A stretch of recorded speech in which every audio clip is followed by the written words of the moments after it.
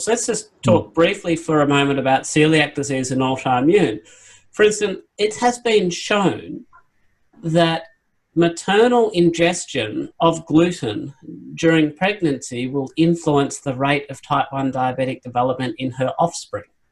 Wow. So gluten is pretty significant. The effects are more predictable and further reaching than most people realise. Now, when it comes to vegetables, there is a class of vegetable that is certainly more deleterious than others, and that is called the Nightshade family. And they're the common things: tomatoes, capsicum, or the Americans would call bell peppers, aubergine or eggplant, chiles, even things like goji berries, okra will fall within this family.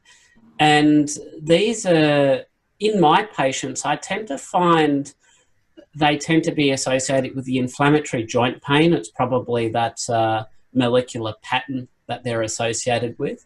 And I recall back in the 1990s when I was actually studying physiotherapy, I was actually had a very experienced clinical tutor, and I was actually taught, I saw patients with him, and he was telling me how this patient had tomatoes would stir up their particular kind of arthritis, and they had clinical benefit with cutting out tomatoes. And this knowledge has been passed down, and it's almost anecdotal. But for me, it was very exciting when I started learning about lectins and how it actually interacted with the immune system.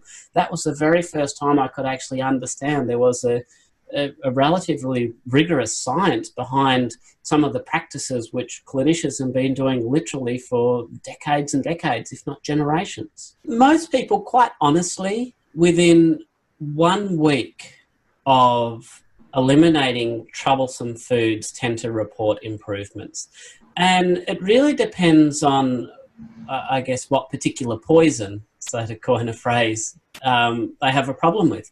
For instance, if it's irritable bowel syndrome that's exacerbated by FODMAPs, so these poorly digestible sugars, polyol sugar alcohols as well, disaccharides and so on and so forth, you'll literally improve within a day or two.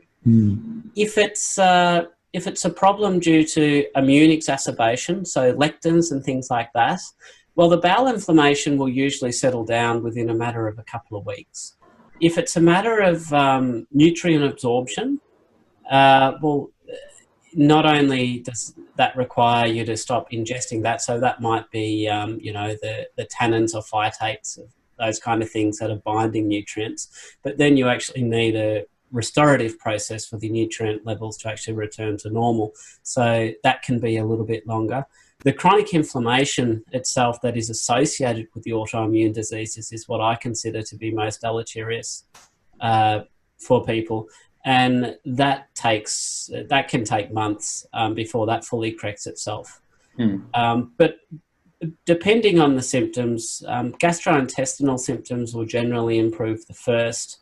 Then I think it's probably skin conditions would probably be the next one, and then generalized energy levels, well-being, mental clarity will probably then just gradually and progressively improve over time, but it can take several months before people reach their peak.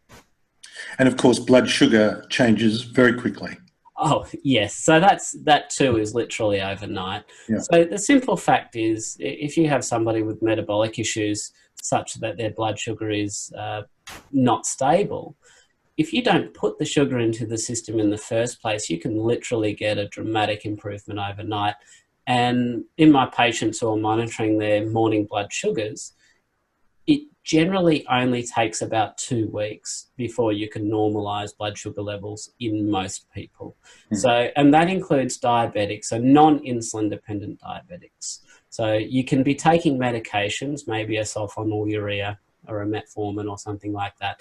But if you're not requiring insulin or some of the other fancier stuff, you can usually normalize within a couple of weeks your fasting morning blood sugar.